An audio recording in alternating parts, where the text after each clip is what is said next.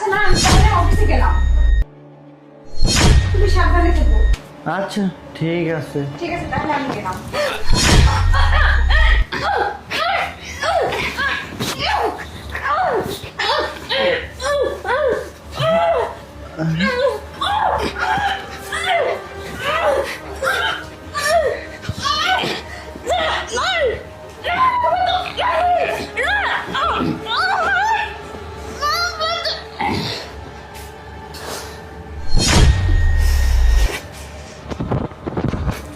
Sir কাজটা হয়ে গেছে।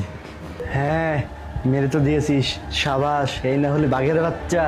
হ্যাঁ স্যার, আপনার কথা মতো তো কাজটা শেষ করছে। এখন আমার 5 লক্ষ টাকা দেন। আরে হ্যাঁ, তা তো দেবই। এক কাজ কর, দরজাটা বন্ধ কর আগে। আচ্ছা স্যার, ঠিক আছে। স্যার, এবার আমার 5 লক্ষ টাকা দেন। আরে হ্যাঁ, টাকা তো তোকে দেবই, তার আগে লাশটাকে গুম করার ব্যবস্থা কর। আরে স্যার, এটাকে যখন মারতে পারছি তাহলে গুমও করতে পারবো, বুঝতে পারছেন? এখন আমার টাকাটা দেন তো। দেখ, আমি যখন তোকে বলছি তোকে টাকা দেবো মানে দেবো, তার আগে তুই লাশটাকে গুম করার ব্যবস্থা কর। আমি চাই না টাকা দেওয়ার আগে কোনো গন্ডগোল এখানে হোক, আমি আর তুই ফেঁসে যাই। যেটা বলছি সেটা কর। আরে স্যার, আপনি কেন বুঝতে পারতেছেন না? আমি যখন ম্যাডামকে মারতে পারছি তাহলে গুমও করতে পারবো। এখন অত কথা বাদ দিয়ে আমার টাকাটা নেন স্যার। তুইও হয়েছিস না, কি যে করি। এই 2 লাখ, এই 2 লাখ, এই 1 লাখ, এই টোটাল 5 লাখ। ঠিক আছে, এই নে।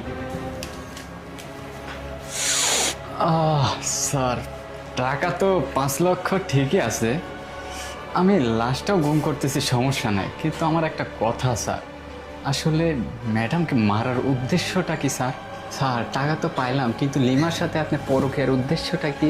দেখ, তোর টাকা পাওয়ার দরকার ছিল, তুই টাকা পেয়ে গেছিস। আর কোনো কথা নেই, তুই আমার কথার মধ্যে কথা দিস না। যেটা করছি সেটা কর। আরে স্যার বলেন না, আর আপনি বললে সমস্যা কি? আর কেউ তো জানতেও পারবে না, ম্যাডামকে তো আমিই মারছি, তাই না? কেউ যদি জানতে পারে তাহলে তো আমি ফেঁসে যাব। স্যার বলেন না। কথাটা তুই ঠিকই বলছিস, তুই নিজে হাতে তোর ম্যাডামকে বলিস। তুই যদি কাউকে বলেও থাকিস তাহলে তুই আগে ফেঁসে যাবি, কারণ তুই তোর ম্যাডামকে নিজে হাতে শেষ করছিস, তাই না? আসলে তোর ম্যাডামকে আমি এই জন্যই মেরেছি যে এই সয় সম্পত্তি সব কিছুর লোভে।